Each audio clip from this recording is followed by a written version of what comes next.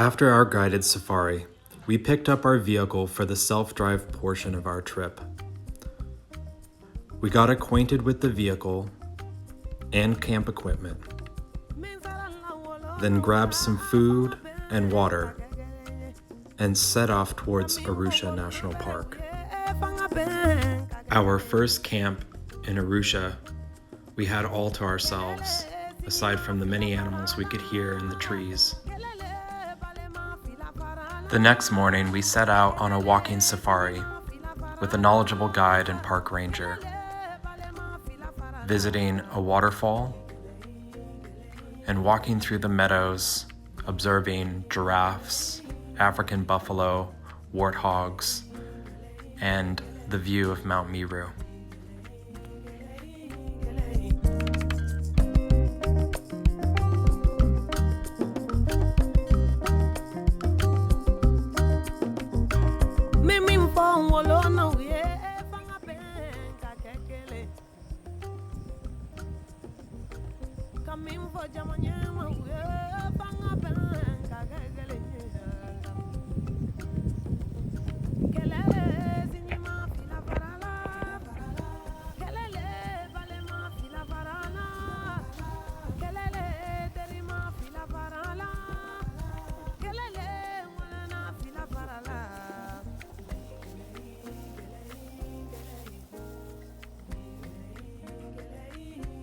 We spent the rest of our time in Arusha National Park, driving the roads, observing wildlife, even finding an albino olive baboon, making our way up to a massive fig tree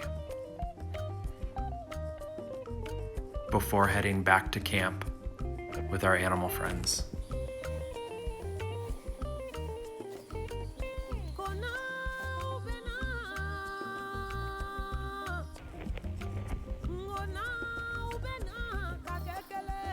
We were fortunate to share our camp with the rarely seen black and white colobus monkey.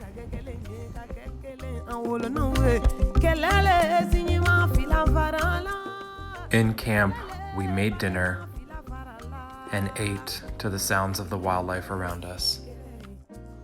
Leaving Arusha National Park bright and early the next morning, we headed towards the western slope of Mount Kilimanjaro and Simba Farm, a small organic farm and lodge on the slopes of Mount Kilimanjaro. We set camp, had dinner, and prepared for our next morning excursion to the mountain. After a steep drive up the mountain, we made it to our trailhead at over 3,400 meters of elevation. From here, we hiked across the Shira Plateau, getting our first glimpses of Mount Kilimanjaro as it peered through the clouds. Hiking across the boulder-strewn landscape, crossing streams, we observed the plants and enjoyed the cool mountain air.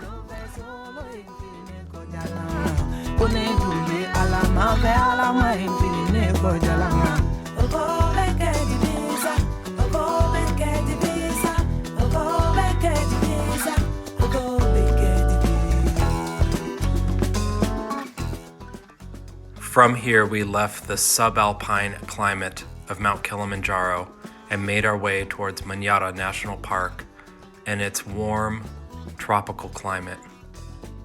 From our camp, perched on the escarpment of the Great African Rift Valley, we entered Manyara National Park and quickly began seeing many of its wonderful wildlife. From dense forests to low, swampy regions and an expansive lake, this park's wildlife abound.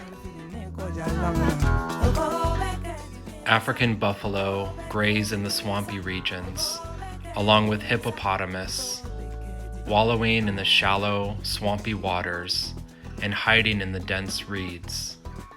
One spotted just off the side of the road, hidden incredibly well for such a large animal.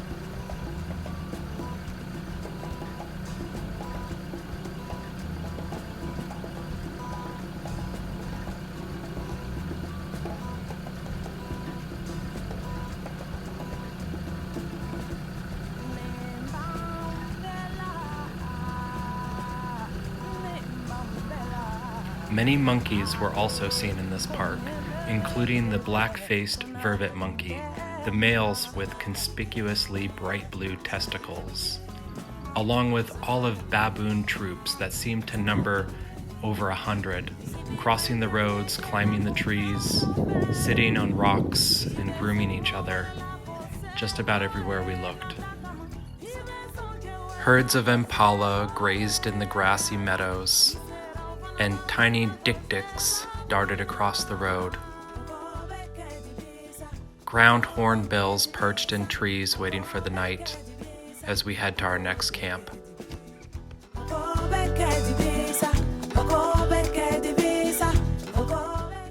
The next morning's game drive revealed some of the elephants of this park as they crossed the road. We were amazed to see just how easily they would go in and out of view as they moved through the forest. With some patience, we were able to stop and watch them as they fed from the trees and moved across the road. As we made our way towards the park's southern boundary, we got an incredible view of Lake Manyara and the many tens of thousands of flamingos that feed there, along with a klipspringer perched on a rock as they often do. Leaving the park and driving along the escarpment of the Great African Rift Valley, we make our way towards Tarangire National Park, famous for its massive elephant herds and equally massive baobab trees.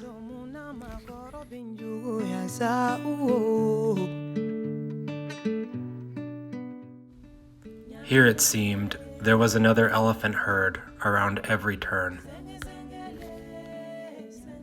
Along with the elephants, we encountered many of the other animals common to the African savanna, and some of our favorite birds, such as the lilac-breasted roller,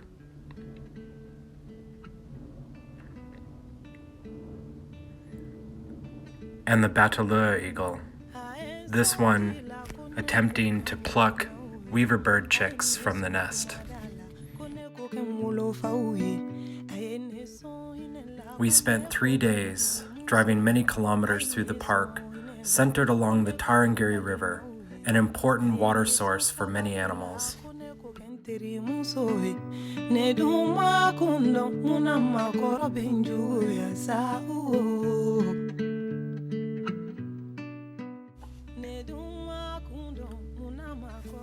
Like we had seen many times before, the warthogs tended to be in pairs, and the giraffes, despite their size, seemed very wary and quick to run away.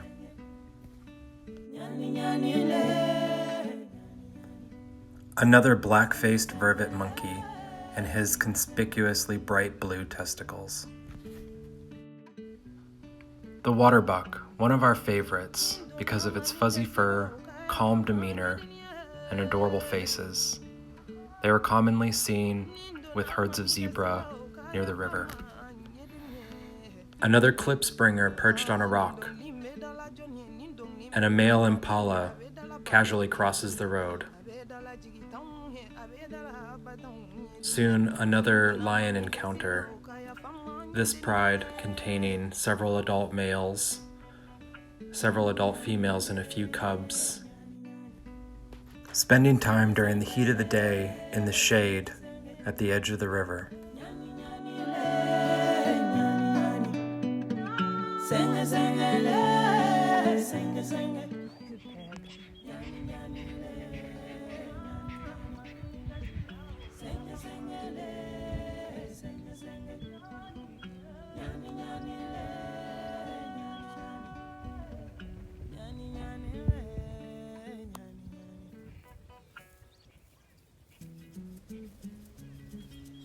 Some of the iconic plants of Tarangire include the candelabra euphorbia and the great baobab trees.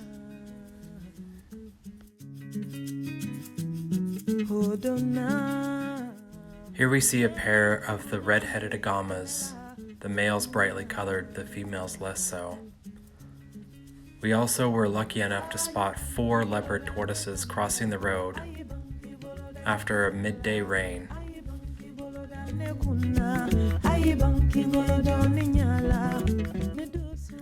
Again, elephants were a common occurrence, and we greatly enjoyed sitting patiently and observing their behavior from a safe distance.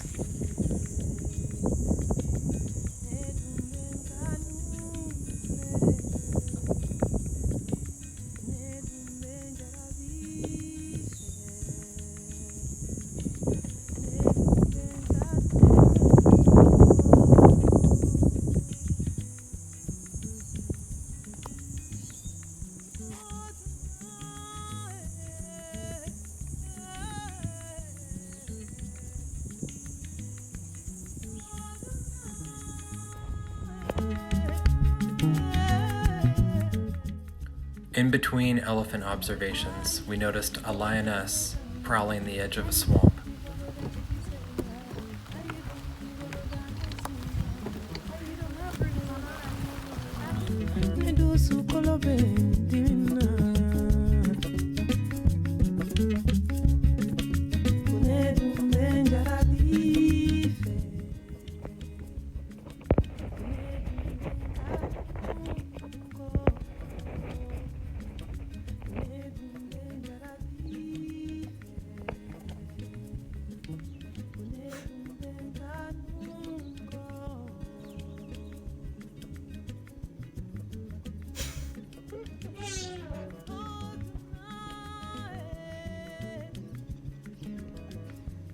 This young male enjoys some time in the swampy waters in the middle of the afternoon, along with his slightly larger companion, who slowly plods along the road, taking sips of rainwater from puddles.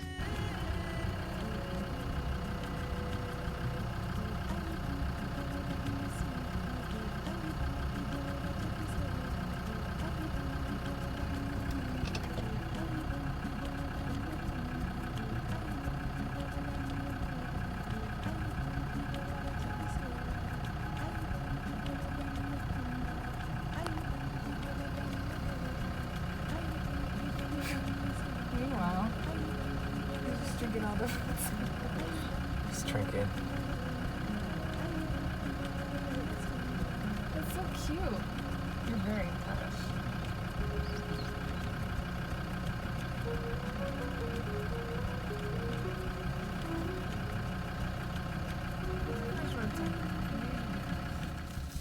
This family group of females and young fend off the heat of the day and the biting insects with a mud bath.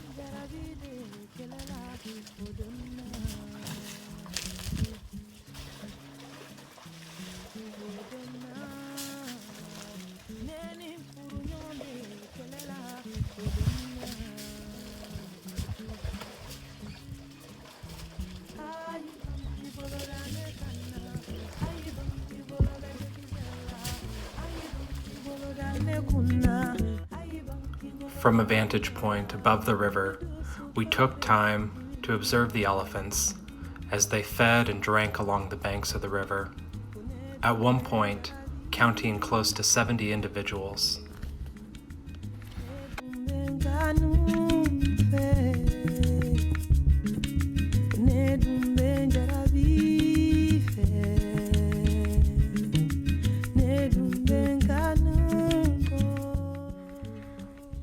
In the final days of our 10-day self-guided safari, we contemplated the conservation efforts that protected these wild lands and wildlife, and plotted our inevitable return.